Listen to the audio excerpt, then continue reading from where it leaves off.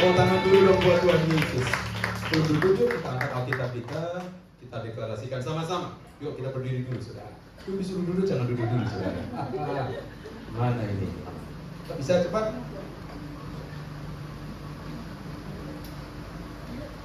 Udah bisa cepat? Oke, 1, 2, 3. Aku percaya firman-Mu berkuasa. Aku percaya firman-Mu dapat mengubah seluruh hidupku. Aku percaya firman ini adalah Tuhan sendiri. Aku siap untuk menerimanya dan melakukannya dalam nama Yesus. Amin. Sebelum duduk kasih jabat tangan kanan kiri, bilang aku terus mau bertumbuh. Haleluya, haleluya, haleluya. Ini lampunya bisa dinyalain, saudara ya, supaya jangan remang-remang lampunya. Tolong dinyalain lampunya. Yes, good. Nah saudara, hari ini kita akan bicara tentang The Year of Arise and Shine, part yang ke-16. Saudara, tahun ini Tuhan mau semua kita, gereja Tuhan yang ada di dalam GBI WTC, termasuk di Cilegon, Anda dan saya mesti bertumbuh, lalu Anda dan saya bangkit untuk bersinar. Siap saudara? Amin. Dan hari ini Tuhan memberikan kita sama-sama sebuah tema, yaitu Becoming King, atau menjadi raja. Saudara, kekristenan bukan sesuatu yang statis, tapi kekristenan adalah sesuatu yang dinamik. Kekristenan bukan cuma ada di satu level bertahun-tahun. Yang gak boleh berubah adalah kasih dan kuasanya Tuhan, dulu, sekarang, sampai. Tetapi kekristenan bukan sesuatu yang statis. Anda dan saya terus harus bertumbuh, terus harus berbuah. Yang setuju katakan amin. Mari kita buka Alkitab kita, 1 Petrus pasal 2 ayat yang ke-9. Nah, 1 Petrus pasal 2 ayat ke-9, Tuhan menegaskan, Tuhan memberikan sebuah understanding. 1 Petrus pasal 2 ayat 9. Semua sudah siap baca? Yuk sama-sama kita baca dengan suara yang kuat. 1, 2, 3 bersama. Tetapi kaumlah bangsa yang terpilih. Yang setuju katakan amin. Amin. Saudara, sebelum Anda lanjutkan, ingat baik, sadar baik, Anda dan saya sebenarnya bukan siapa-siapa. Anda dan saya mestinya tempatnya di neraka, tetapi karena kasihnya Anda dan saya ada hari ini dan dipilih sama Tuhan. Amin. Ini sebuah kebenaran yang harusnya membuat Anda menjadi orang Kristen yang wow begitu.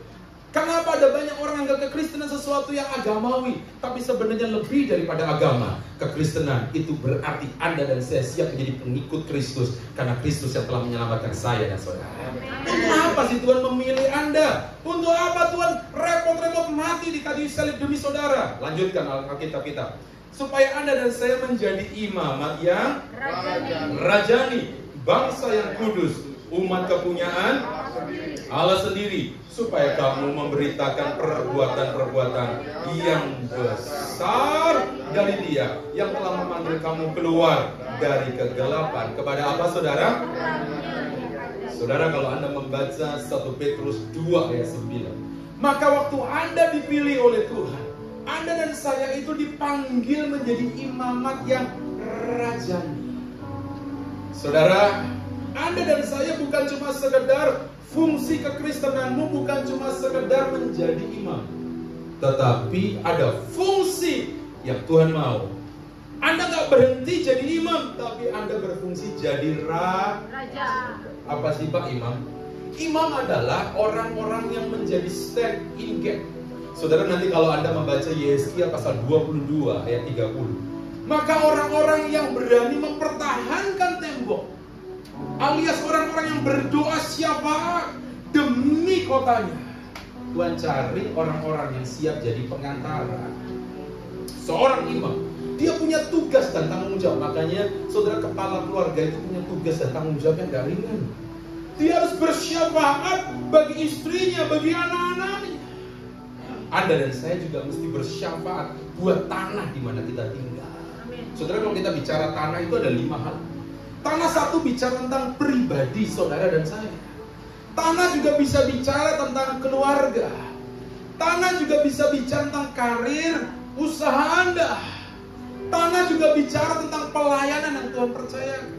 Dan satu lagi, tanah juga bicara tentang keadaan nation atau bangsa di mana kita berada. Tadi pagi saya cerita, Kalau Anda membaca berita hari-hari ini, Indonesia sih puji Tuhan aman, tentram. Tapi kalau Anda membaca bagaimana satu negara yang ada di Asia Selatan yang namanya Bangladesh, saudara, tanggal 21 Juli, nggak ada angin, nggak ada hujan. Cuma sesuatu pengumuman peraturan perundang-undangan karena negaranya di PHK itu orang banyak sekali. Lalu dibuat peraturan yang seakan-akan merugikan rakyat. Dan kalau Anda baca berita, saya tuh ngikutin dari tanggal 21, 22, sekarang baru tanggal berapa? 10 Agustus. Kan belum lama. Itu pemerintahnya lagi anteng-anteng. Kalau Anda baca, sekarang pemerintahnya bubar. Perdana Menterinya lari ke India. Sampai sekarang dibentuk pemerintahan sementara. Tiba-tiba negara itu chaos. Saudara yang mati, itu kurang lebih 400 lebih orang. Kerusuhan terjadi di mana-mana. Saya dan saudara bertanggung jawab buat Indonesia. Kita terus akan jadi imam buat Indonesia. Kita terus akan berdoa, apapun yang terjadi, Indonesia tetap dalam genggaman telapak tangan Tuhan. Dan janji Tuhan, penuaian yang terbesar dan yang terakhir akan dimulai dari Indonesia. Pasti itu akan terjadi. Yang percaya dan mau katakan. Kepala keluarga, dengarkan baik. Anda yang mau menikah, ingat baik. Anda mesti punya tugas dan tanggung jawab jadi imam. Anda mesti bersyafaat buat anak-anak kita. Saudara, sekarang pergerakan yang namanya LGBTQ itu bukan sesuatu yang kelihatannya jauh. Sekarang pergerakan LGBTQ terjadi di mana-mana, bahkan masif, bahkan sampai masuk ke sekolah-sekolah yang notabene Kristen terjadi. Kemarin 21 yang lalu ada seorang hamba Tuhan cerita, dia kaget, orang tuanya tuh kaget, cerita sama pendeta ini, dia minta didoakan, minta dikonseling. Anda bisa pikirkan baik, anaknya yang laki-laki ini sebelum pergi ke Semarang, dia ada di kota asalnya, ini anak kelihatannya aktif di gereja. Waduh, kelihatannya saudara melayani di gereja. Tapi waktu pergi sampai di kota Semarang, karena dia mesti kuliah, saudara. Saudara, anak ini dia pikir orang tuanya, oh udah semuanya oke, pintar, kelihatannya aktif di gereja. Aktif di gereja belum tentu jaminan hidupnya benar dan takut akan Tuhan. Orang tuanya terkejut waktu dia visit sampai di Semarang, saudara. Di kamar kosnya, saudara, di mejanya ditemukan itu loh, saudara, alis yang apa itu namanya? Alis. Orang tuanya tanya, nah ini buat apa? Anaknya bilang, aku senang loh ngambil. Laki-laki, saudara. Dia cerita sama papanya, sama-sama pendetanya, nih papanya cerita sama pendeta. Aduh Pak, doain. Dia pikir semuanya aman. Tiba-tiba, saudara, terjadi ini. Hari-hari ini, saya tahu setan juga gak suka lihat penuaian. Makanya gereja, keluarga terus akan berdoa. Kita siap berfungsi sebagai imam. Dan kita terus bersyafaat bagi setiap tanah yang Tuhan percayakan. Yang setuju dan mau dipakai Tuhan, tepuk tangan yang paling kuat buat Allah ini. Tapi Tuhan gak berhenti cuma Anda bersyafaat. Tuhan gak berhenti cuma Anda berdoa jadi pengantara. Tuhan juga mau Anda dan saya berfungsi jadi raja. Pak, bagaimana saya bisa terus di bawah Tuhan, level pertumbuhan saya jadi raja? Ada 3 level pertumbuhan jemaat. Saudara, jemaat itu bisa Anda memilih, saya nggak mau tumbuh, bisa.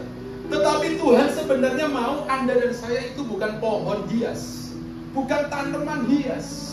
Saya satu kali pernah pergi ke Ayon. Saudara, waktu di Ayon itu pedagang durian, lalu dia pasang pohon durian. Saudara, pohon durian, ada buah durian, tapi buah duriannya nggak bisa dimakan. Kenapa, saudara? Cuma plastik, kalau dimakan sakit perut, saudara. Jadi, saudara, ada banyak orang Kristen cuma kelihatannya hiasan. Tuhan mau, ayo level jemaat kita bertumbuh. 1, 2, 3 bilang bertumbuh. Bertumbuh. Kasih tahu kanan kiri, kamu mesti bertumbuh. Lu ngomong yang serius, kamu mesti bertumbuh. Kalau udah ngomong begitu, apalagi aku. Seringkali kita tuntut orang lain bertumbuh. Istri saya ini mestinya bertumbuh. Dia lupa suaminya juga harus apa? Bertumbuh. Kita kasih tahu, nah kamu mesti bertumbuh dalam Tuhan. Tapi lupa orang tuanya yang nomor 1 harus bertumbuh. Saya berdoa hari ini ada 3 level jemaat supaya kita terus bertumbuh dari satu step kepada step berikut. Mari kita buka Galatia pasal yang keempat ayat yang pertama. Galatia pasal yang keempat ayat yang pertama. Saudara siapkan itu dan mari kita baca bersama-sama. Yuk, 1, 2, 3 bersama. Yang dimaksud ialah selama seorang ahli waris belum akil balik, sedikit pun dia tidak berbeda dengan seorang apa? Hamba. Sesungguhnya adalah tuan dari apa? segala sesuatu. Berhenti di ayat pertama. Saudara, seorang anak yang belum akil balik, kalau anak itu sekalipun papanya kaya raya, papanya punya semuanya, tapi selama anak ini belum akil balik, Alkitab berkata dia tetap apa, saudara? Saudara, kata anak ini kalau Anda memperhatikan dalam Perjanjian Baru pakai bahasa Gerika, maka kata anak itu banyak dipakai kata teknon. Kata teknon itu bicara tentang bagaimana anak itu diperanakan. Contoh, Vicky itu anaknya Pak Yuda. Kata anak di sana dipakai kata teknon. Artinya apa? Vicky itu hasil beranak. Hasil beranak di bumi ini. Aduh maaf. Hasil peranakan, kok kayak nggak enak gitu ya. Apa yang cocok ya? Hasil dilahirkan dari bumi ini. Kata anak teknon itu artinya begitu. Jadi kalau Anda melihat ini anak dari Zebedius misalnya, Yakobus anak Zebedius, nah kata anak di sana pakai kata teknon, hasil peranakan atau hasil dilahirkan. Tapi kata anak yang ada di sini, ini pakai kata yang berbeda, yaitu pakai kata nepios. Kalau gitu Pak, level jemaat yang pertama itu apa? Anda dan saya sebagai jemaat harus melalui semua level ini. Level yang pertama, Tuhan mau Anda menjadi anak. Kekristenan harus bertumbuh dulu dong dari kecil, anak. Dipakai kata nipios. Apa sih Pak cirinya? Saya bisa disebut anak Tuhan. Kalau Anda sudah mengalami kelahiran baru. Gimana Pak contohnya lahir baru? Yohanes 3 ayat 3-5. Nikodemus tuh pernah tanya, gimana caranya saya masuk surga? Lalu Tuhan Yesus menjelaskan gini, kamu mesti dilahirkan kembali.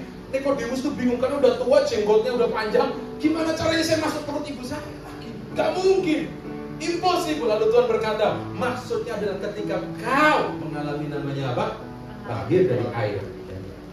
Saudara, saya mendorong Anda, kalau Anda hari ini belum dibaptis selam. Kenapa sih Pak baptis mesti selam? Saya nggak bisa jelasin, karena itu mesti penjelasan baptisan yang clear. Tapi saya mau kasih tahu, baptis selam ini bukan menganut faham mana, tapi baptis selam itu tertulis di Alkitab. Kenapa Pak mesti selam? Dan supaya kehidupan lama kita dikuburkan, dan waktu Anda dibangkitkan, hidup Anda menemui kelahiran yang baru, hidup Anda dipulihkan, disembuhkan oleh Allah. Anda menjadi ciptaan yang baru. Yang setuju dan mengerti katakan. Kalau Anda belum dibaptis, segera datang sama Pak Yuda, minta Pak segera baptis saya. Amin. Kalau ada anak-anakmu sudah usia baptis dan anakmu belum dikasih baptis dan berkata orang tuanya, dan berkata gini, nggak apa-apa lah anak saya mana nanti terserah Pak. Jangan. Orang tua punya tugas dan tanggung jawab supaya anak-anakmu ngalami yang namanya kelahiran apa? Baru. Anda mesti ngalami lahir dari air dan dari mana saudara? Roh. Dan waktu Anda mengalami kelahiran baru saudara, seorang namanya Catherine Kuhlman pernah berkata begini, orang yang lahir baru, dia akan membuat hidupnya menjadi new creature in Christ Jesus. Makanya jangan terkejut saudara, orang yang lahir baru saudara, waktu Anda menerima Yesus Kristus sebagai Tuhan dan Juru Selamat, Anda dibaptis, mukamu bisa sama, rambutmu tetap sama, tinggimu bisa tetap sama, tapi dalemannya beda. Roh yang dalam hidup Anda akan jadi berbeda. Amin. Anda makanya disebut ciptaan yang baru. Kenapa Pak? Karena saya sudah diubah, dilahirkan kembali. Makanya orang-orang yang sudah lahir baru, saudara, seorang anak itu punya keyakinan bahwa dia akan memperoleh hidup yang kekal. Saudara, saya mau beritahu buat Anda, agama boleh banyak, nabi boleh banyak, pengajar boleh banyak, tetapi satu-satunya juru selamat cuma satu, yaitu Yesus Kristus Tuhan. Lu saudara, kalau Anda mengerti ini, makanya jangan permainkan kebenaran ini. Jangan jual Yesus seperti Yudas hanya dengan 30 keping perak. Jangan gantikan Yesus dengan posisi Anda. Pak, kan saya mau naik jabatan. Nanti kalau saya sudah naik jabatan, udah banyak uang, saya kembali kepada Yesus. Ya, kalau masih ada kesempatan, izinkan kalau hari ini Anda mengenal Yesus, Pegang terus Yesus. Bukan cuma buat hari ini, bukan cuma buat besok, bukan buat sampai tahun depan, tapi sekali Yesus, tetap Yesus untuk selama-lamanya. Yang setuju, tepuk tangan yang paling kuat buat Allah kita. Sambil angkat tanganmu katakan, sekali Yesus, selamanya Yesus, harapanku takkan hilang. Karena kasih-Nya sekarang ku ada. Oh Yesusku, ku cinta Kau selamanya. Sekali lagi sama-sama dari hatimu. Oh Yesus, selamanya Yesus, harapanku takkan hilang. Sekarang ku ada. Oh Yesusku, ku cinta Kau selamanya. Apapun tantanganmu, tadi waktu kita berdoa, Tuhan ingatin ini, jangan sampai imanmu itu dikalahkan tantangan, tapi izinkan imanmu yang mengalahkan kekhawatiran dan ketakutan. Makanya itulah bedanya orang Kristen dengan orang yang tidak mengenal Kristus. Kalau Anda mengenal Kristus, Anda punya Yesus. Sekalipun Anda gak langsung lihat Yesus tampak mata, tapi Dia selalu hadir mendampingi saudara. Dia selalu hadir, berkenan menyertai Anda dan membuat Anda menikmati kemenangan, kebahagiaan, pemulihan daripada Tuhan. Yang percaya katakan, selama Anda jadi anak, punya keyakinan, ada kehidupan yang kekal. Makanya anak itu mesti terus bertumbuh.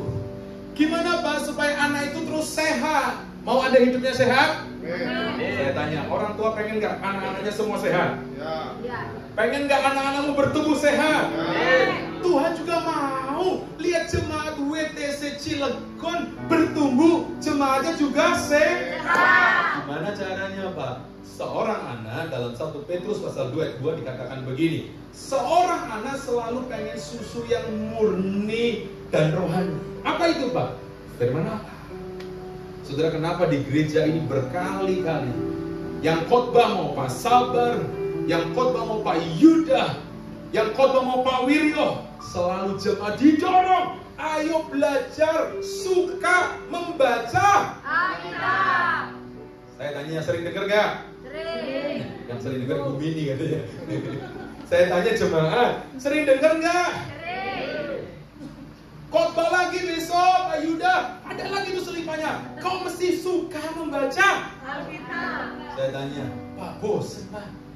Saya bosen Pak, diomong emang gak ada bahan lain, emang gak ada poin lain. Saya mau beritahu loh, kenapa gereja ini begitu concern mendorong Anda untuk membaca Alkitab? Karena firman Tuhan lah itu susu yang murni dan rohani. Waktu Anda baca Alkitab, saudara mungkin gak semua pengertian kau dapatkan, tapi waktu kau baca firman Tuhan, dengarkan baik, firman itu akan menolong Anda bertumbuh menjadi pribadi yang sehat. Jadi kalau ada orang Kristen, saya ini tertekan membaca Alkitab, salah loh Anda, salah loh. Kalau Anda benar anak Tuhan, Anda pasti senang baca Alkitab. Dan sebagai orang tua rohani, Pak Yuda, kenapa kok repot-repot suruh terus, ayo baca Alkitab? Karena orang tua jasmani aja, kalau lihat anaknya dikasih susu, nggak mau. Coba kalau ada Ibu Mini waktu punya Vicky waktu masih kecil, dikasih susu, Vicky-nya geleng-geleng. Minum, geleng-geleng. Saya tanya Ibu Mini menyerah? Enggak. Terserah, Vicky mau hidup nggak? Nggak mungkin dong, pasti ada. Ya minum lagi minum lagi. Saya berdoa, jemaat WTC Cilegon adalah orang-orang yang menyukai firman Tuhan. Karena firman Tuhan itu dia akan membuat Anda bertumbuh dengan sehat. Sekalipun Anda nggak ngerti. Kemarin saya di Karsel, kita sharing tentang kitab Esther. Saya tanya, baca nggak kitab Esther? Baca Pak, apa isinya? Apa ya Pak? It's no problem. Kenapa? Saya bilang waktu kau baca mungkin ada bagian yang kau nggak ngerti, tapi ada bagian di mana Tuhan bisa bicara sesuatu dalam hidup. Selama Anda membaca Alkitab, selama itu Tuhan akan berbicara banyak dalam hidup Anda. Seorang anak selalu ingin bertumbuh.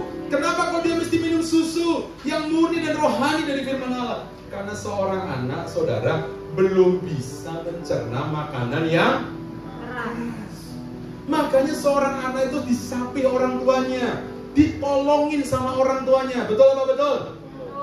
Anak itu belajar jalan, yang nolongin siapa? Ibunya. Kan gak mungkin, jalan, gak bisa tendang, dua. Jadi diajarin jalan toh. Orang tua yang waras kan begitu saudara ya. Anak itu belum bisa nulis, diajarin, yang ngajarin siapa? Orang tuanya. Pak, kalau di gereja yang nolongin saya siapa Pak? Kenapa di gereja ini Anda disuruh masuk Kersel? Supaya di Kersel itu Anda itu bisa di-mentoring atau dimuridkan. Anda bisa sharing satu dengan yang lain. Hidup ini gak ada yang sempurna, tetapi kesaksianmu akan meneguhkan orang lain. Ceritamu akan menjadi kekuatan buat orang lain. Anda bisa didoakan satu dengan yang lain. Di mana tempatnya Pak? Keluarga itu saya bisa dapatkan di Kersel. Berapa di sini jemaat GBI BTC Cilegon yang sudah ikut Kersel? Coba bangkit berdiri, coba bangkit berdiri. Yang sudah ikut Kersel, yang jujur masuk surga. Yang sudah masuk Kersel dosa, berdiri, saya sudah di Kersel juga berdiri. Oh Tuhan, ampunilah jemaat. Yang duduk ini belum ikut Kersel atau apa belum tahu Kersel itu makanan apa gitu Bu Mini ya? Jangan suruh duduk. Yang udah ikut Kersel berdiri saudara. Saya tanya yang duduk ini sudah pernah dengar kata Kersel? Yang keras loh, sudah dengar kata Kersel?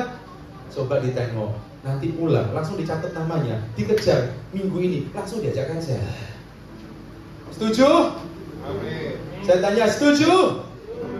Saya tanya setuju? Anda berkata Pak sibuk gak kerja? Saya juga sibuk. Emang yang kerja cuma Anda? Kita juga semua kerja. Tapi kenapa kita mau ikut Kersel? Karena kita mau belajar bertumbuh. Doa saya, jemaat WTC Cilegon, Anda yang duduk hari ini satu kali kita bisa Kersel sama-sama. Dan di dalam Kersel kita dimuridkan bersama-sama, bertumbuh bersama-sama. Tepuk tangan yang kuat bagi Allah kita. Silakan duduk. Kita lihat ya video dari Oma Lydia, seorang yang sudah tua dan satu kali dia mengalami musibah. Saudara, dia mengalami musibah yang nolong ini keluarga rohaninya. Dan waktu ditolong oleh keluarga rohaninya, Oma Lydia yang tadinya sudah tua umur 80 sekian, akhirnya dia sembuh. Dan ketika dia sembuh sekarang dia melayani Tuhan bersama-sama di Kersel. Aktif banget saudara. Kita lihat ya videonya, bagaimana pelayanan yang dilakukan Kersel di BSD. Awal bulan Juli, kami waktu pas sedang jualan di pasar, tiba-tiba mendapat telepon dari anggota Kersel kami, Oma Lydia, dan mengatakan bahwa Oma terbaring di rumah karena jatuh dari kolam renang. Ya, siang itu kami melihat di WA grup Kersel Rayon ada berita dari Pak Budi sebagai SGL Oma bahwa Oma jatuh di area kolam renang. Pada tanggal 3 Juli Oma jatuh di kolam renang. Habis renang langsung Oma jatuh, ada lubang, saya injakin langsung jatuh. Pas di situ saya sakit bukan main. Setelah kami tiba itu teman-teman yang lain datang dalam waktu setengah jam dan kami mulai diskusikan untuk membawa Oma ke rumah sakit. Melihat kondisi Oma ini berarti ini bergeraknya sakit. Jadi kita pikirkan suatu cara, yaitu mengangkat Oma dalam keadaan terlentang, di mana akhirnya kita gunakan selimut dari kamar Oma.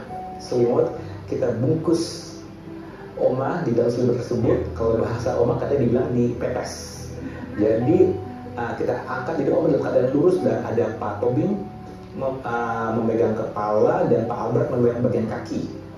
Ketika Oma ditangani di dalam IGD, saya dengan cucunya Francisca, kami langsung juga membantu rawat administrasi UGD. Oma dirawat 2 hari, dan setelah Oma 1 minggu di rumah, berada di rumah, beristirahat di rumah untuk sudah pulang dari rumah sakit dan berada di rumah, saya hubungi waktu itu Oma mau gereja nggak?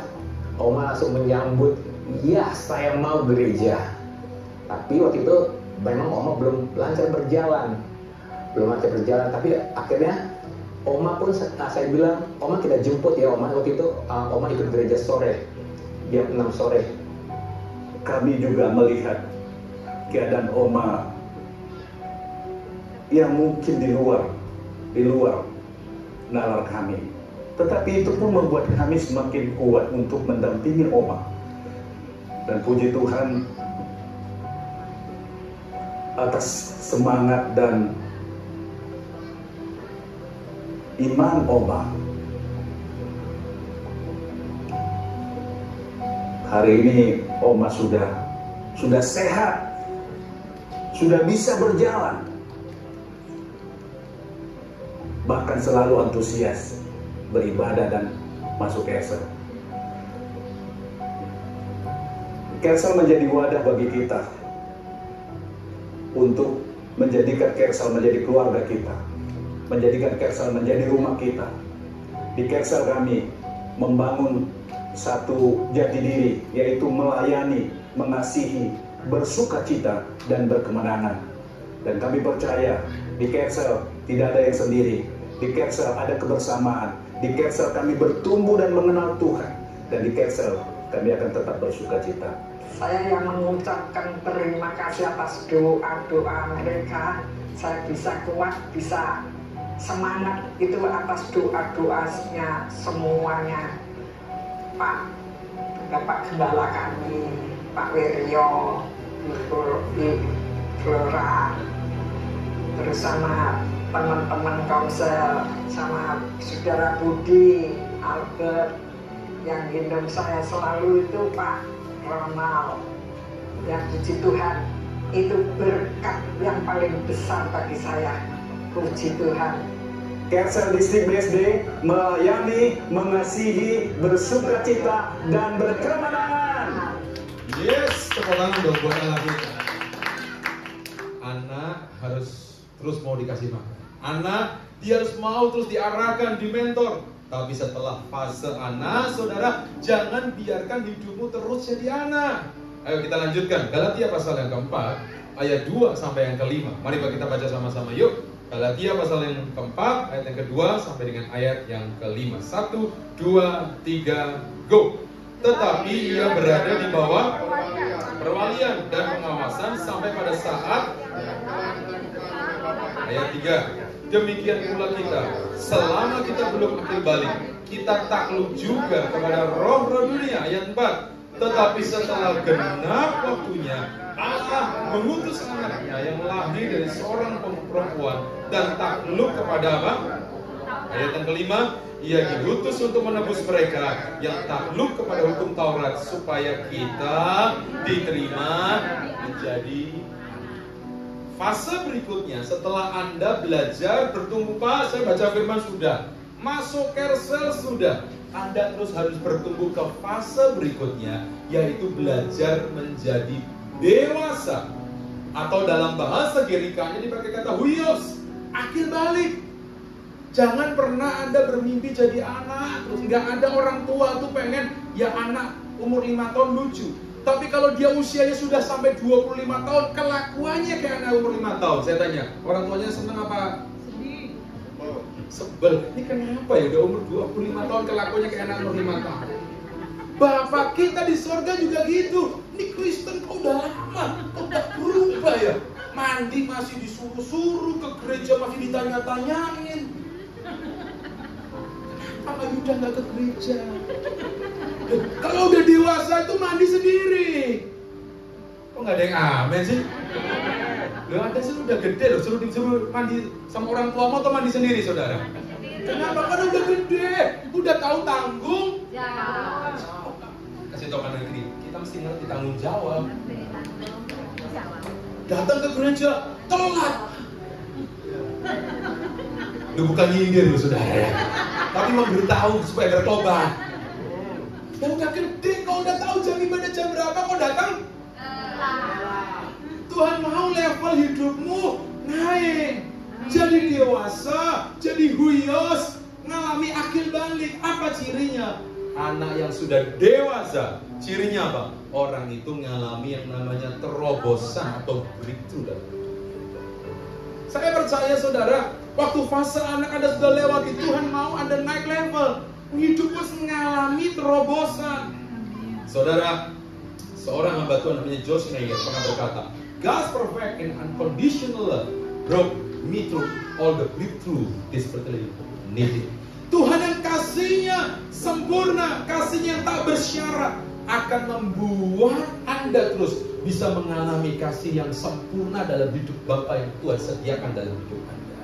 Anda bisa mengalami breakthrough. Tuhan tuh mau melihat anak-anaknya itu hidupnya berkemenangan. Halo. Tuhan tuh kalau Anda susah, sebenarnya Tuhan juga ikut apa saudara? Susah. Beneran. Nggak ada bapak itu melihat anaknya susah, syukur lu susah.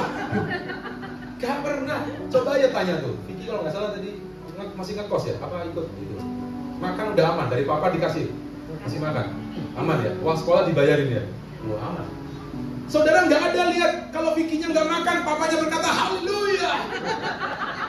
Ini pendeta men, nggak pendeta pun mikirin anak gua makan apa, kan gitu saudara. Jadi kalau Bapak di surga melihat Anda susah, ini kok gak ada terobosan, hidupnya gak ada breakthrough. Sebenarnya yang susah itu bukan cuma Anda, Tuhan kita juga susah. Makanya kalau Anda diberkati, Anda mengalami breakthrough, bukan cuma Anda yang senang, Bapamu yang di surga juga. Makanya tunggu dong hidup ini. Orang yang sudah dewasa, dia punya ciri, hidupnya mengalami terobosan. Ada 3 terobosan yang terjadi. Yang pertama, dia mengalami yang namanya terobosan pribadi. Saudara, kenapa di gereja ini ada isi 01? Supaya Anda masuk di gereja ini bukan cuma jadi jemaat terus, tapi Anda bisa mengalami terobosan pribadi. Ada orang Kristen, kepahitan jalan terus, saudara. Kristen, iri hati, maju terus tuh. Makanya hidupnya nggak pernah apa, saudara? Maju. Yang ada apa? Mudah ngambek, tersinggung, marah. Saudara, saya percaya itu bukan jemaat WTC Cilegon. Amin. Kalau jemaat WTC Cilegon nggak ada, nggak ada yang ngaku katanya. Kalau jemaat WTC Cilegon yang nggak ada yang kepahitan. Kenapa? Semuanya sudah ikut isi 01. Dengerin. Saya pernah cerita, papa saya itu 30 tahun lebih, makanya hidupnya gitu aja. Kenapa? Dia belum mengalami terobosan pribadi. Kepahitan dari umur 8 tahun, saudara. Anda bisa bayangin, sampai bisa ke gereja 30 tahun sekian. Karena kepahitan cuma gara-gara di gereja waktu masih kecil, lupa dikasih lemper. Kehabisan waktu Natalan. Dia orang miskin dan berkata, gereja pilih kasih. Itu disimpan gondok aja, saudara. Kalau Anda hari ini, saudara, belum rasanya kenapa sih hidup saya belum mengalami breakthrough? Lihat orang lain berhasil, iri. Lihat orang lain sukses, cemburu. Lihat Pak Yuda gemuk, ini pasti kurang puasa nih pendeta. Ini kurang puasa. Lihat ibu ini kurus, ini kurang diberkati kayaknya. Ada aja lihat nyinyirnya tuh, ada. Please coba hari ini kita berpikir gitu. Lihat tetanggamu, lihat orang lain, Anda lihat kelebihannya dia. Makanya saudara, kalau Anda bikin sebuah permainan, coba tuliskan 10 kekurangan istri. Langsung suami langsung, saya tahu Mas, dalam tempo kurang dari 1 menit 10 kekurangan istri. 1, 2, 3, 4. Permainannya diganti. Coba tuliskan 5 kelebihan istri. Pak, waktunya berapa menit Pak? Karena sejam aja belum tentu Pak ketemu kelebihannya istri Pak. Pasti hidupnya belum mengalami terobosan. Orang yang sudah mengalami terobosan senang lihat orang lain sukses, berhasil. Tapi kalau orang belum mengalami terobosan, susah lihat orang. Senang lihat orang. Itu pengalaman semua. Doa saya hari ini yang belum mengalami terobosan pribadi, daftar segera ikut isi 01. Karena gereja ini mau Anda dan saya ayo maju bersama dengan Tuhan. Kalau hidupmu cuma ada main di terus, belum itu masih gampang tersinggung, gampang ngambek, gampang marah, gampang mutung, dikit-dikit saya mau mundur Pak Yuda. Gak ada gereja-gerejaan, gak ada Tuhan-Tuhanan. Yang rugi itu bukan gereja, yang rugi itu hidup Anda, saudara. Amin. Beneran. Anda menjauh dari Tuhan. Yang rugi itu si anak bungsu itu, saudara, waktu dia menjauh dari bapaknya. Saya tanya, yang rugi siapa? Yang makan amas babi siapa? Anak bungsunya. Sampai kapan dia bisa menikmati pesta yang indah? Sampai dia kembali. Betul nggak, saudara? Izinkan hari ini, ayo kita mengalami terobosan pribadi. Setelah Anda diterobos oleh Tuhan, pribadimu sembuh, pulih, keluargamu juga akan dipulihkan Tuhan. Amin. Saya tuh kemarin tadi pagi cerita. Kemarin Jumat Kersel, lalu ada seorang guru dari BPK Penabur. Kita tanya selalu selesai Kersel, ada yang mau didoain nggak? Lalu salah seorang nih, Pak, doain dong. Kenapa? Senin besok nih. Saya ini mesti mediasi yang ketiga. Saya bilang, mediasi apa? Lalu dia cerita, saudara, bagaimana jadi seorang guru itu nggak mudah. Kenapa sekarang tuh anak murid, saudara, kena sedikit somasi? Zaman saya kecil, guru mana bisa disomasi? Sekarang salah dikit guru apa, saudara? Somasi. Ngeri loh, ngeri. Lalu dia bilang ini, Pak, ini sudah mau di mediasi hampir ketiga besok Senin ini. Ini belum selesai juga. Lalu dia mulai cerita, kalau saya urut-urut, Pak, ini anak-anak yang bermasalah di sekolah, itu pasti nggak jauh buah itu jatuh dari mana? Pohonnya. Jadi kalau diurut-urut, kan ada keluarga yang broken home lah, ada orang tuanya yang bercerai lah, dan segala macam itu urutannya. Tiba-tiba ngalirnya kemana, saudara? Itu anaknya jadi pemberontak, jadi bandel, jadi pemarah, nggak bisa diatur. Dan saya berdoa, kenapa kita ada TC 07? Supaya keluargamu bahagia. Kalau keluargamu bahagia, Alkitab berkata gini, orang yang bisa rukun, suami istri rukun, Anda bisa unity. Mazmur 133 ayat 1-2 janji, ada dua berkat besar. Satu, Tuhan janji berkat itu akan mengalir dari Gunung Hermon sampai ke Bukit Sion. Gak ada yang bilang wow gitu. Jangan kaget loh ya. Nanti kalau keluargamu tambah rukun, Anda gak pernah mikir ada bisnis baru terbuka, tiba-tiba bisnis bisa terbuka. Beneran loh, saudara. Tapi berkat yang kedua, kalau Anda bisa rukun, unity, Anda akan lihat minyak itu meleleh dari kepala terus ke janggut sampai kepada jubah kehidupan. Anda gak pernah kekurangan pengurapan untuk bisa menghandle apa yang Tuhan percayakan di tangan Anda. Makanya kalau Anda rasa keluargaku kenapa kok Pak belum breakthrough, kenapa keluargaku belum mengalami terobosan, ikuti TC 07. Minggu lalu saya ngajar di TC 07. Lu saudara, saya dengar kesaksian dari keluarga-keluarga. Waduh, kelihatan mukanya sih biasa-biasa aja, saudara. Tapi ketika kesaksian, ya kalau dengar ceritanya ngeri. Tapi setelah diikuti TC 07, sekarang keluarganya jadi sedang. Saya berdoa, keluarga-keluarga ini di WTC Cilegon, keluarga akan dipulihkan, keluarga akan disembuhkan oleh Tuhan, keluarga akan dipakai oleh Allah. Yang mau dipulihkan Tuhan, tepuk tangan yang paling meriah buat Allah kita. Tapi yang ketiga, udah dewasa nih, dia juga akan breakthrough di keuangan. Amin. Saudara, ada banyak orang hari-hari ini pinjol sana, saudara, pinjol sini sampai benjol, udah pusing. Gak sedikit akhirnya orang bunuh diri gara-gara utang. Bahkan saya membaca bagaimana generasi Gen Z ya, betul ya Fikir? Kamu ini generasi Gen Z ya, kalau papimu Gen dulu. Itu Gen Z, saudara. Saya baca di kompas.com bagaimana anak-anak sekarang, saudara, untuk memenuhi gaya hidupnya utang sana. Kenapa? Pinjol cuma 15 menit keluar itu duitnya. Dan akhirnya mereka terjerat dalam berbagai duka. Saya mau beritahu buat Anda, keuangan juga harus mengalami breakthrough. Gimana caranya, Pak? Kalau Anda mau belajar, ikut TC 02. Supaya apa? Anda belajar gimana Anda memberi, bagaimana Anda menabung, bagaimana Anda menginvestasi, bagaimana Anda mengembalikan persepuluhan menjadi haknya Tuhan. Dan waktu Anda belajar itu, keuanganmu juga akan mengalami yang namanya apa? Breakthrough. Karena kalau kau mengalami breakthrough, maka Anda sudah belajar menjadi dewasa. Ingat baik, anak anjing aja. Loh, kenapa sampai dijatuhin? Kalau ngomong anak anjing langsung dijatuhin.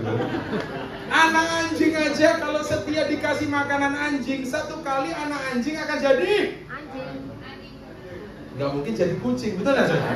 Nah, anak anjing dikasih makanan anjing pasti jadi. Kalau Anda anak raja, dikasih makan firman kerajaan dan hidupmu mau berubah, satu kali anak raja pasti bisa menjadi apa, saudara? Raja.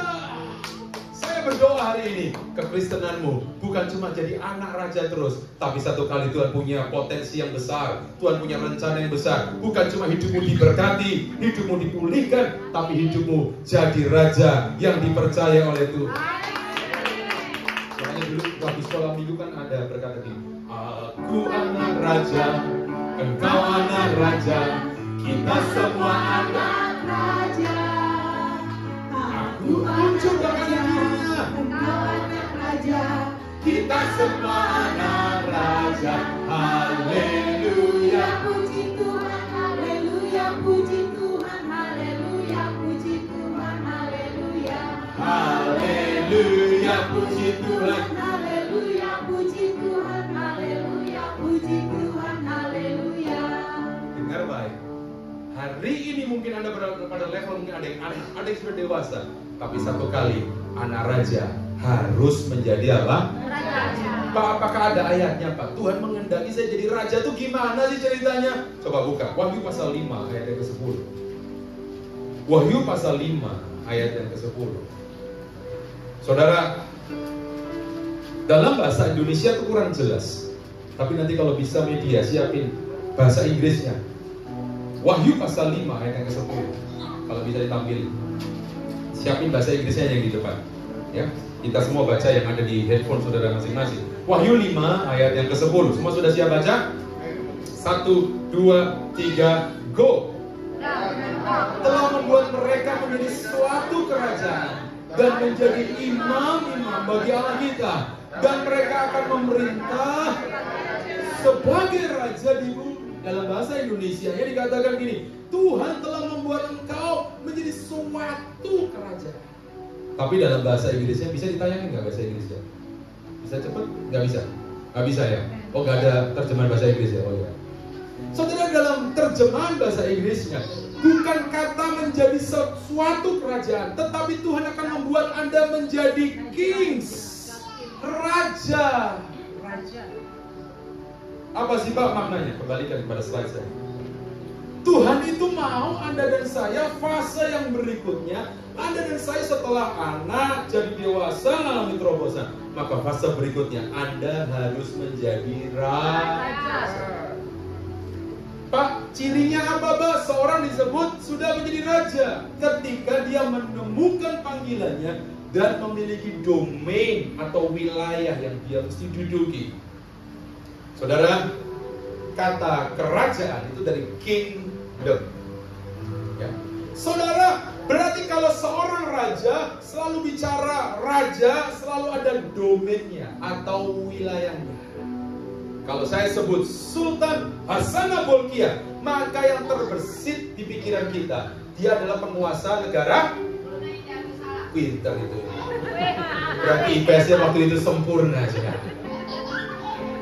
Kalau Anda bisa bilang ini Raja Charles, maka kira-kira domainnya atau wilayahnya di mana, saudara?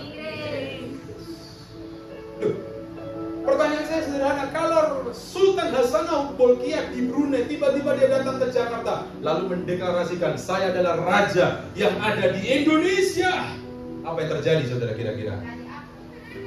Apa yang terjadi, saudara? Perang. Mulai terjadi kisruh di sana. Kenapa? Dia nggak punya wilayah. Sultan Hasanah Bolkiah raja yang ada di Brunei. Boleh nggak dia datang ke Indonesia? Boleh. Tapi statusnya sebagai apa? Bukan raja loh, tamu negara, tamu kehormatan. Nah saudara, satu kali ada seorang hamba Tuhan, dua orang hamba Tuhan namanya Laurent Cunningham dan Bill Bright. Saudara, dia berdoa, Tuhan apa yang Tuhan mau kerjakan buat gereja Tuhan kira-kira 30 tahun yang lalu. Lalu dua hamba Tuhan ini, dia berdoa berpuasa di dua tempat yang berbeda. Setelah selesai doa puasa, mereka kumpul. Lalu dia dapat kebenaran firman Tuhan. Apa yang dia dapatkan? Yang satu berkata begini, aku dapat untuk bisa membuat terang Tuhan bersinar, gereja Tuhan dipakai memberkati dunia ini, memberkati bumi ini, maka harus ada 7 pilar atau 7 gunung yang harus diduduki. Lalu dua orang ini berkata, 7 gunung itu apa aja? Saudara, ada gunung atau pilar spiritual atau sosial yang mesti kita duduki. Orang-orang yang melayani di gereja, pemusik, WL, ZL, SGL, DLL, dan lain-lain. Pokoknya yang ada melayani di gereja, itu termasuk pelayanan yang ada di pilar apa, saudara? Spiritual dan sosial. Tapi ada pilar yang kedua, yaitu pilar family. Orang-orang yang punya hati, punya beban melalui keluarga-keluarga. Dia lihat keluarga yang susah, keluarga yang berantakan, keluarga yang bercerai, saudara diperhatikan, saudara. Di gereja kita makanya ada orang-orang yang terlibat dalam isi 07. Setia loh, kemarin tuh ibadahnya, isinya itu saudara siang loh mulai. Saya pernah ketemu sama fasilitatornya, saya tanya, kalau minggu kamu gimana? Ya gak bisa jalan-jalan sih, susah jalan-jalannya. Kenapa? Itu acaranya siang. Jadi mereka mesti standby. Mereka mesti kerjakan itu minggu demi minggu. Setiap kali TV terbuka. Tapi dia melakukannya karena dia rindu lihat banyak keluarga dipulihkan oleh Tuhan. Ada pilar yang disebut dengan pilar pendidikan, education. Makanya ada guru-guru yang punya hati untuk dia mendidik anak-anak. Di sekolah, di gereja kita ada 5 sekolah yang udah ada. Supaya apa? Jadi berkat buat banyak orang sesuai dengan panggilannya. Ada pilar apa lagi, Pak? Ada pilar bisnis. Kalau orang main bisnis cuma berpikir untung buat saya, sekarang kita berpikir ini untung, berkat ini bagaimana jadi saluran berkat buat orang lain. Ada pilar bisnis. Ada orang-orang yang dipanggil Tuhan punya capacity, punya kemampuan di government, di politik. Ada orang-orang yang pengen aktif di sana karena dia punya mimpi jadi berkat buat masyarakat. Tapi ada juga orang-orang yang punya panggilan di dunia art, entertain, media, dan mereka lakukan itu dengan sungguh. Kenapa mereka lakukan itu? Karena setiap orang punya domain. Setiap orang punya wilayah. Lihat saya ke depan. Gak ada satupun orang di atas muka bumi ini yang Tuhan gak kasih talenta. Saya ulang ya, sampai Anda berkata amin dengan sungguh-sungguh. Lihat saya ke depan. Tidak ada satupun orang di atas muka bumi ini yang Tuhan tidak berikan talenta. Saudara, semua orang yang lahir di atas muka bumi ini, siapapun dia, Tuhan sudah berikan satu potensi. Dan ingat baik, potensi itu saudara seperti buah mangga. Satu biji mangga, kalau itu ditanam, saya tanya, kira-kira satu biji mangga itu bisa menghasilkan satu pohon mangga nggak? Yang keras? Bisa. Yang kencang? Bisa nggak satu biji mangga saya tanam, dia punya potensi nggak menghasilkan satu pohon mangga? Bisa. Pertanyaan saya, satu pohon mangga, pertanyaannya, bisakah dia punya potensi menghasilkan hutan mangga? Bisa. Bisa. Itulah hidup Anda. Tuhan sudah titipin potensi, Tuhan sudah titipin talenta buat hidupmu. Jangan pernah sia-siakan talentamu, potensimu akan bisa jadi saluran berkat untuk banyak jiwa-jiwa di luar sana yang mengerti katakan. Jangan pernah sepelekan keadaanmu, jangan pernah menyerah dengan keadaanmu, karena potensi yang Tuhan titipin dalam hidupmu itu mahal. Saya boleh lompat sedikit ya, ini biarin aja slide-nya. Saya ingin ajak Anda melihat bagaimana satu kali, saudara, Mordekai, ini cerita Esther. Mordekai itu, saudara, adalah papa angkat daripada Esther. Tapi kalau saya membaca, saudara, kisah Esther mungkin sebagian udah pernah baca bagaimana, saudara, ada orang yang iri hati namanya Haman, yang tadinya mau membunuh, menyulahkan si Mordekai. Tapi akhirnya ada Esther yang berjuang bersama-sama dengan yang lain orang Israel, berpuasa. Akhirnya mereka selamat. Bukan Mordekai yang mati, tapi Haman yang mati. Tapi waktu saya membaca SMA, coba Anda temukan ya, Esther, kitab Esther ya. Esther, pasal yang terakhir dari Esther itu ada di pasal 10. Saya ketika membaca ayat ini, saudara, Tuhan itu concern loh, saudara. Esther pasal 10, ayat 1 sampai 4. Coba ya, semua berpikir. Judul perikopnya itu ngeri loh. Kebesaran apa? Jadi pasal ini ceritanya panjang, 10 pasal, tapi diakhiri dengan sebuah statement. Kebesaran siapa, saudara? Saya tuh baca serius. Kenapa kok akhirnya disebut dengan kebesaran Mordekai? Coba baca ayat 1, 2, dan 3 sampai 4 sama-sama. 1, 2, 3 bersama. Maka Raja Ahasiveros, apa saudara? Mengenakan upeti atas negeri dan daerah-daerah pesisir juga. Ayat 2. Segala perbuatannya yang hebat serta gagah dan pemberitaan yang seksama tentang kebesaran yang dikaruniakan raja kepada Mordekai, bukankah semuanya tertulis dalam kitab sejarah raja-raja Media dan ayat 3, baca lebih keras. Karena Mordekai, orang Yahudi itu menjadi orang apa, saudara? Kedua di bawah Raja Ahasiveros, dan dia dihormati oleh orang Yahudi serta disukai oleh banyak saudara-saudara. Berhenti dulu. Ini Alkitab menyelesaikan kitab Esther. Tiba-tiba ada sebuah pujian, tiba-tiba ada sebuah apresiasi. Mordekai itu diangkat jadi orang berapa saudara? Nomor 2. Dikala itu Raja Ahasiveros berkuasa 127 kerajaan. Dia jadi orang nomor 2. Saya tanya, kira-kira kalau Anda jadi pribadi, pengen gak hidupmu dipromosi saudara? Saya tanya, kerjaan, saya tanya, kalau Anda kerja, pengen gak kerjaanmu dipromosi? Pasti mau.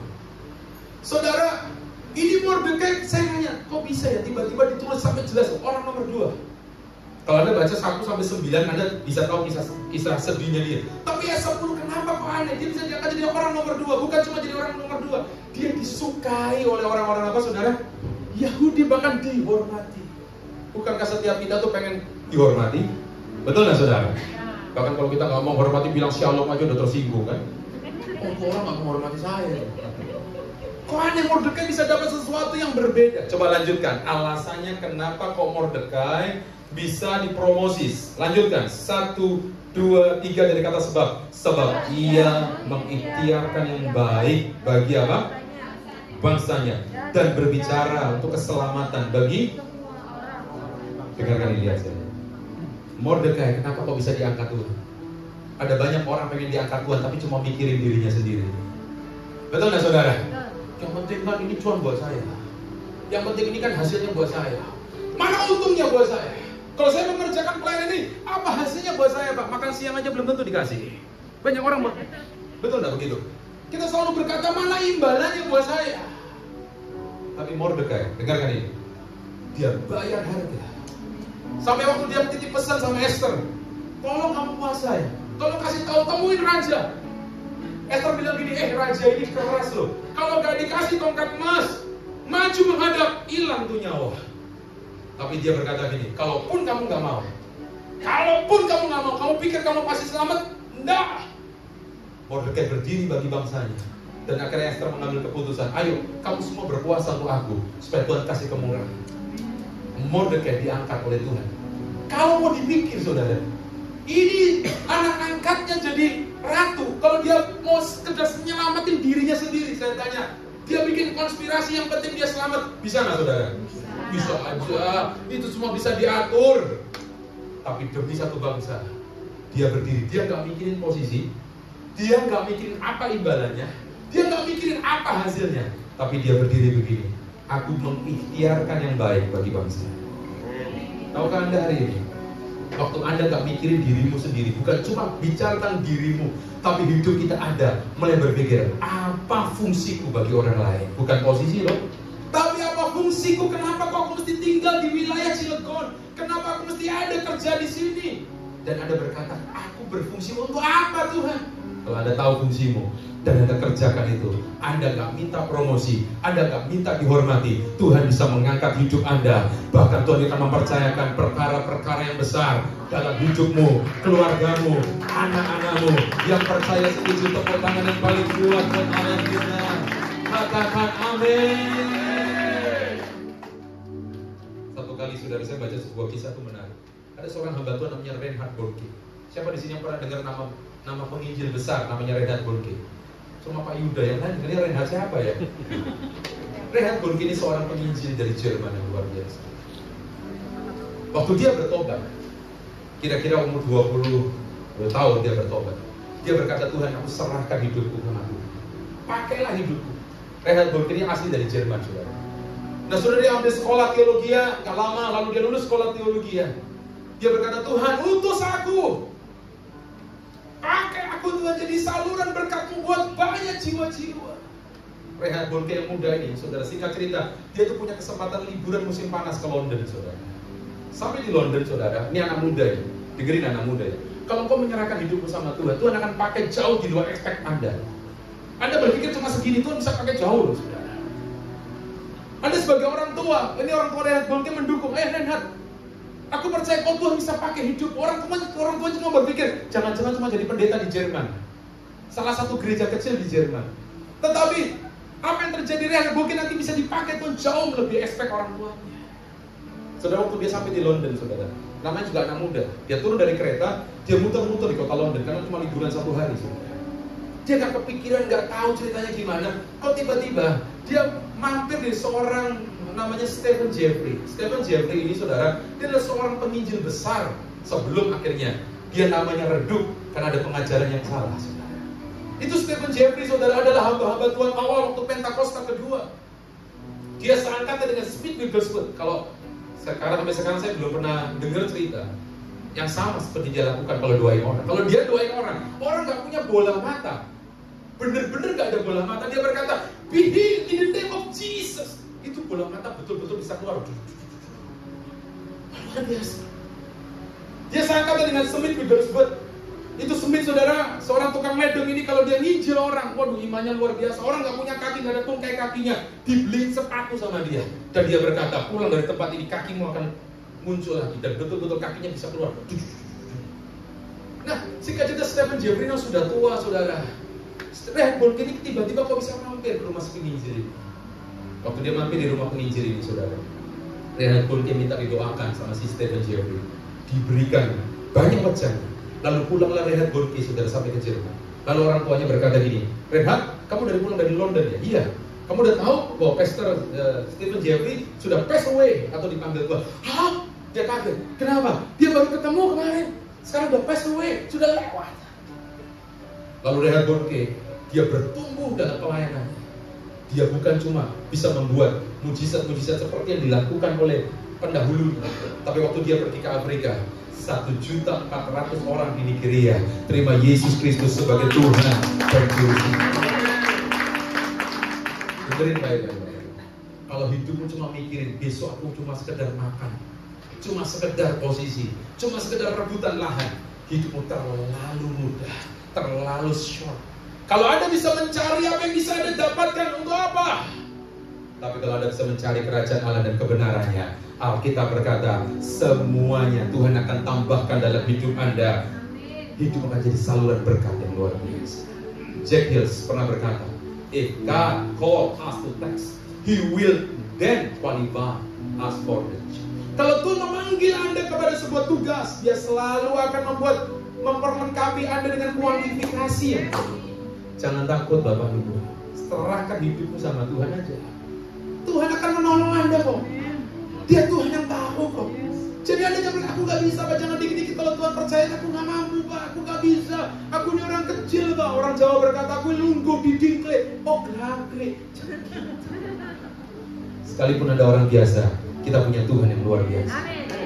Kalau Anda masih punya rasa, aku ini gak bisa apa-apa, dengan rasa rendah hati, puji Tuhan loh. Daripada merasa semua serba bisa, lalu merasa Tuhan biasa-biasa aja. Hati-hati saudara.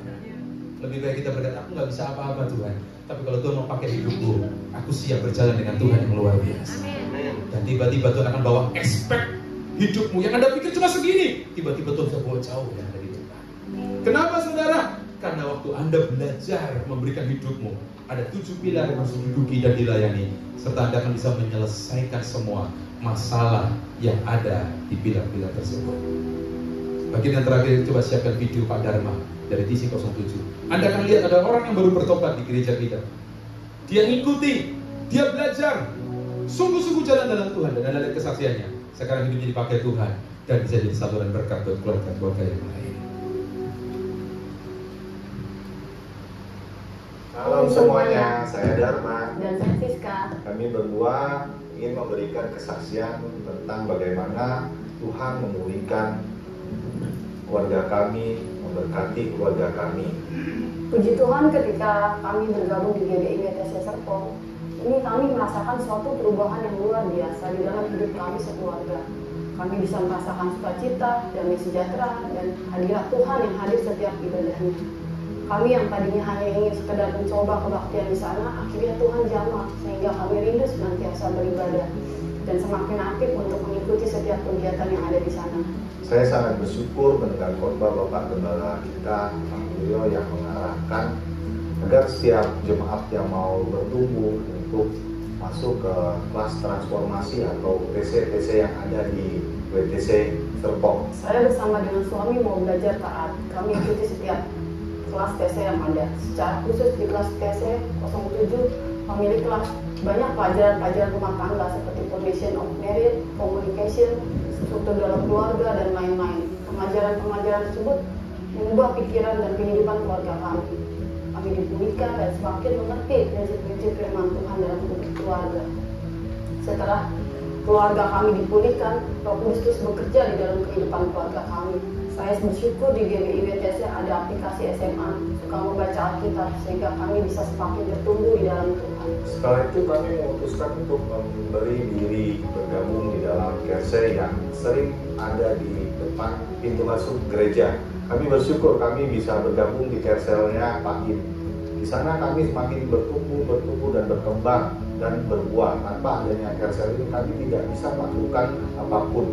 Kami didoakan di sana, kami dikuatkan di sana, kami dibentuk seluruh kehendak Tuhan di Kersel. Pada suatu hari, Tuhan berbicara kepada kami agar memberi diri untuk terlibat di dalam pelayanan.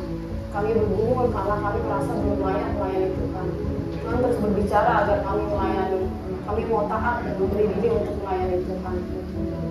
Puji Tuhan, kami bertumbuh kami sehingga kami bisa melayani sebagai fasilitator di DC07. Kami rindu dapat menjadi berkat bagi orang lain, bukan hanya di gereja saja, tetapi dimanapun kami berada. Ketika kami memberi diri melayani, sungguh kami boleh melihat mujizat Tuhan. Sejak awal ketika kami melayani, motivasi kami adalah ingin menyenangkan hati Tuhan. Kami mengejar perkenanan Tuhan atas hidup keluarga kami, bukan yang lain. Pada waktu itu, kami sedang bergumul dengan keuangan keluarga kami. Kami memiliki usaha kayu. Sejak awal pandemi, karena semua usaha seperti piutang macet yang semula dari hasil penjualan kayu tiap bulan bisa kebayar, kami sama sekali tidak bisa untuk membayar biaya cicilan gudang, hingga kami memiliki hutang yang begitu besar, di mana bunganya harus kami bayarkan tiap bulan. Karena usaha sepi, kami pun tidak sanggup menyicil, apalagi membayar bunga pinjaman tersebut. Kami masih ingat waktu itu, suami saya dan saya hanya berdoa dan berserah kepada Tuhan. Tetap semangat melayani Tuhan. Tiba-tiba apa yang tidak pernah kami pikirkan, Tuhan bekerja secara luar biasa. Kami ada tanah di Palembang. Sudah lama kami ingin jual, tapi tidak terjual. Karena memang lokasinya yang tidak strategis dan dekat dengan sungai dan bekas galian batu bara. Sehingga secara logika memang tanah ini sulit untuk bisa terjual. Tapi ketika kami berdoa, berserah, dan tetap setia melayani Tuhan, tiba-tiba saja kami dikabari bahwa ada orang yang ingin membeli tanah tersebut. Ini mujizat Tuhan yang begitu luar biasa buat kami. Benar-benar di luar pemikiran kami. Akhirnya melalui penjualan tanah tersebut, kami bisa membayar semua hutang dan pinjaman kami yang ada di bank. Tuhan pulihkan keuangan dan usaha kami. Oleh karena itu kami sangat bersyukur bisa bertumbuh dan melayani Tuhan di GBI WTC Serpong. Kami mengajak Bapak Ibu semua yang belum aktif dan terlibat di dalam kegiatan gereja seperti Kersel, transformasi kelas untuk segera ikut dan terlibat di dalamnya. Kami percaya sebagaimana Tuhan pulihkan dan berkati keluarga kami, maka Tuhan akan lakukan hal yang sama bagi keluarga Bapak Ibu semua. Tuhan Yesus memberkati. Tepuk tangan lagi untuk Tuhan Yesus. Saudara, saya akhiri sampai dengan bahan yang ini. Nanti minggu depan, 2 minggu lagi, Pak Yuda akan lanjutkan bagaimana Anda dan saya dipersiapkan. Kenapa harus menjadi raja? Mari kita bangkit berdiri bersama-sama. Izinkan kita jadi bejana-bejana yang siap dibentuk oleh Tuhan. Kami bersyukur padamu Tuhan. Bagaikan bejana siap dibentuk, demikian hidupku di tanganmu. Dengan urapan kuasa Roh-Mu, ku dibaharui selalu. Jadikanku Allah dalam rumah-Mu. Inilah hidupku Tuhan. Inilah hidup di tangan-Mu, di tangan-Mu. Bentuklah seluruh kehendak-Mu, pakailah sesuai rencana-Mu.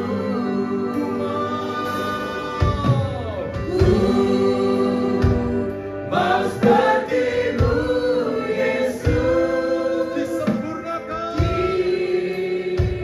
disempurnakan selalu.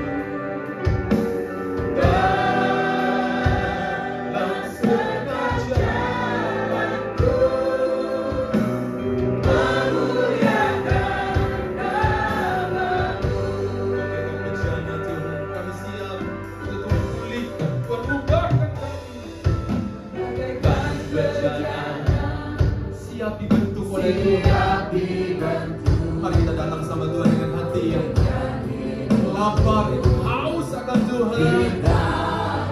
Izinkan kita mau dibentuk oleh-Nya.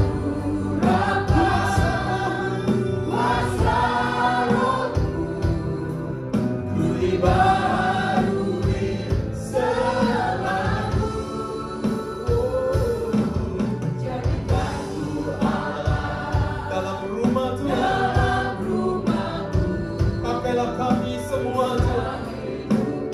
Di tangan-Mu,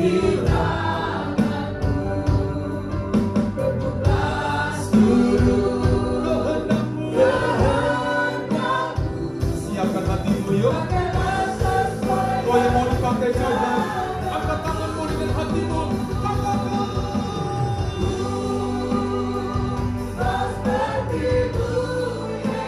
kami mau Tuhan dipakai. Pakailah kami Tuhan.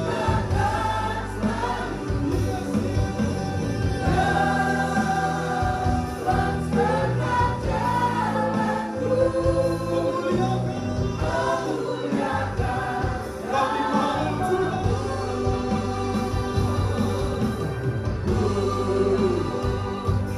Seperti-Mu Yesus disempurnakan. Yang penting kami mau Tuhan. Yang penting kami mau berserah. Kami mau Tuhan.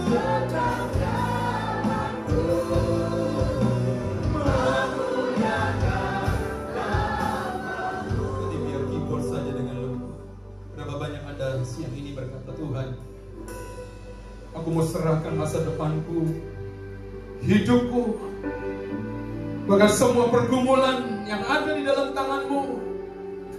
Bukan keluh kesah yang keluar dari mulut-Mu dan mulutku, tapi yang keluar dari mulut kita adalah berkata, Tuhan, pakailah aku seturut rencana-Mu. Sekalipun aku di tengah pergumulan, sekalipun Anda di tengah-tengah challenge dan tantangan yang gak mudah, tapi berapa banyak Anda berkata, pakai keluargaku Tuhan, pakai hidup anak-anakku, pakai pekerjaanku Tuhan, pakai rumahku Tuhan, pakai mobilku, motorku, pakai pendidikanku, bagi kemuliaan nama-Mu. Kalau itu menjadi doamu, angkat tangan kananmu tinggi-tinggi, taruh tangan kirimu di dada. Ada sesuatu yang keluar dari mulutmu, dari kesadaran kita masing-masing berkata, Tuhan, pakai aku Tuhan. Pakai aku Tuhan, orang yang gak punya apa-apa ini. Gak ada hebat-hebatnya aku ini, tapi aku mau. Yang penting Tuhan cari orang yang mau. Tuhan mau cari orang yang sungguh. Gak ada talenta yang tidak memberikan dalam hidupku. Pakai aku Tuhan. Bahkan doakan anak-anak-Mu sebentar. Pakai hidup anak-anakku Tuhan. Pakai mereka Tuhan sesuai calling mereka, panggilan mereka, supaya mereka bisa menjadi saksi Kristus sampai ke ujung-ujung bumi. Tuhan, Kau tolong setiap tangan-tangan yang terangkat. Tolong dan jamah kami. Seringkali kami berkutat dengan pergumulan kami, tapi waktu kami menyerahkan hidup kami kepada Tuhan, kami akan melihat apa yang Kau lakukan bagi kami di luar ekspektasi. Waktu kami menyerahkan hidup kami di tangan Tuhan, Tuhan sanggup memberi apa yang di luar doa dan harapan kami. Tuhan akan memakai kami jadi alatnya Tuhan, jadi saluran berkat. Berkati umat-Mu, siapa umat-Mu yang ada di WTC Cilegon ini. Dan selama kami hidup, kami mau Tuhan, hidup kami mau sama belajar seperti Kristus, supaya lewat hidup kami yang satu kali ini, kami bisa memuliakan Tuhan untuk selama-lamanya. Sambil angkat tanganmu, katakan, ku mau seperti-Mu Yesus.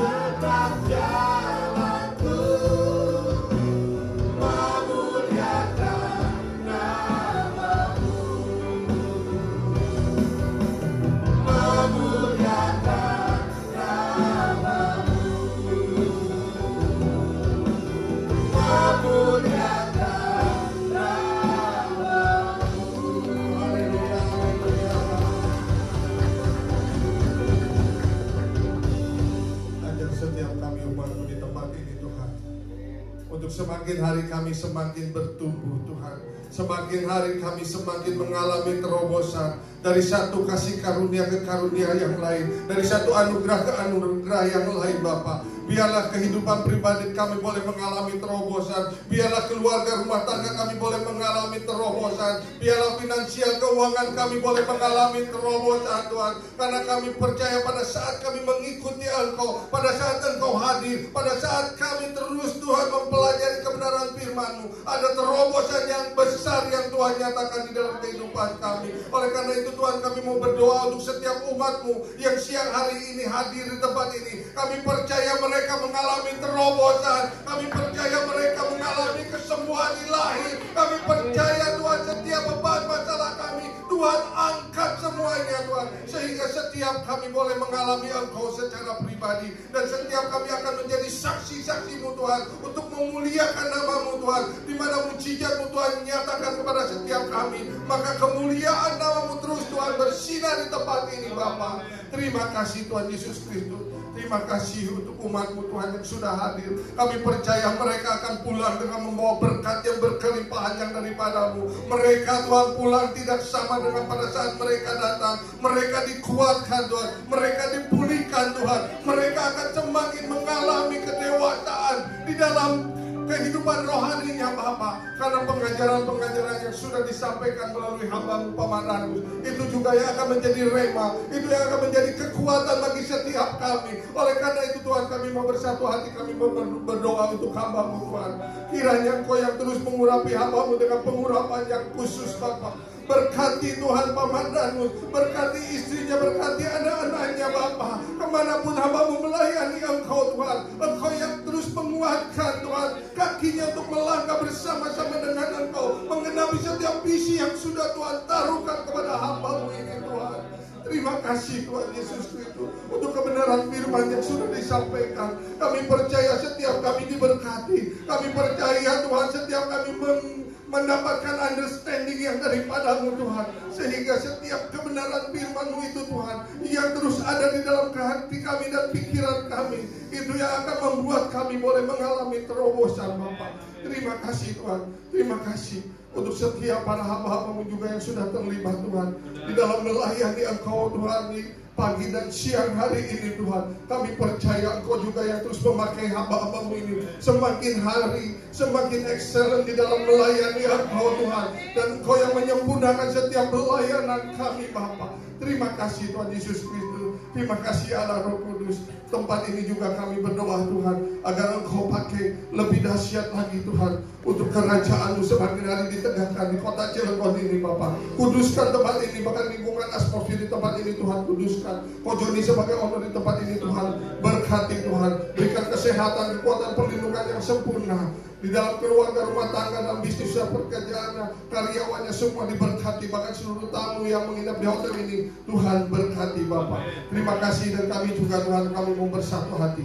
Kami secara khusus mau berdoa untuk tanggal 16 Agustus Tuhan, di mana Tuhan anak-anak-Mu Tuhan, tim PW akan mengadakan Tuhan pujian penyembahan Tuhan di tempat ini, dan kami percaya Tuhan acara ini akan berjalan dengan baik. Acara ini akan membawa Tuhan kemenangan bagi setiap kami yang hadir Bapa. Bahkan di PW akan semakin dikuatkan, mereka akan semakin kuat di dalam pujian penyembahan, sehingga Engkau disukakan, Engkau disenangkan di tempat ini Bapa. Terima kasih Tuhan, Pak Suryo yang menjadi leader Tuhan sebagai tim PW di tempat ini Tuhan, kuatkan Tuhan, berkati Tuhan, bahkan keluarga rumah tangganya Tuhan berkati semuanya Tuhan, usahanya Tuhan berkati Tuhan, bahkan Tuhan Pak Fandi Tuhan yang akan juga Tuhan melayani di tempat ini Tuhan, juga dari mulai saat ini Tuhan lindungi, Tuhan jagai Tuhan abang ini, biar Tuhan apa yang akan diajarkan, disampaikannya di tempat ini Tuhan juga yang terus mengurapi, sehingga semuanya boleh menjadi berkat bagi setiap kami Bapa. Terima kasih Tuhan Yesus Kristus. Sekali lagi Tuhan, kalau hamba-Mu Paman Ranus akan kembali Tuhan ke Tangerang, Tuhan lindungi, Tuhan jagai kendaraannya Tuhan, tutup buku dengan kuat kuasa darah Tuhan Yesus Kristus. Tidak ada kecelakaan apapun juga kami tolak di dalam nama Tuhan Yesus Kristus, sehingga hamba-Mu boleh berkumpul dengan keluarganya dengan sukacita yang sempurna yang daripada-Mu Bapa. Terima kasih, sebelum pulang biarlah berkat-Mu menyertai kami, dan kami siap menerima berkat yang daripada-Mu. Mari arahkan, angkat kedua tangan kita, Tuhan memberkati engkau dan melindungi engkau. Tuhan menyinari engkau dengan wajahnya dan memberikan engkau kasih karunia. Tuhan menghadapkan wajahnya kepadamu dan memberikan engkau damai sejahtera. Sekarang pulang dan terimalah berkat yang terbaik dari Allah Bapa di surga. Kasih yang sempurna dari Tuhan Yesus Kristus, persekutuan yang indah dan manis bersama Allah Roh Kudus dari mulai sekarang sampai kedatangan Tuhan yang kedua kalinya, bahkan sampai selama-lamanya. Di dalam dan demi nama Tuhan Yesus Kristus, kita yang diberkati oleh Tuhan. Haleluya, sama-sama katakan amin.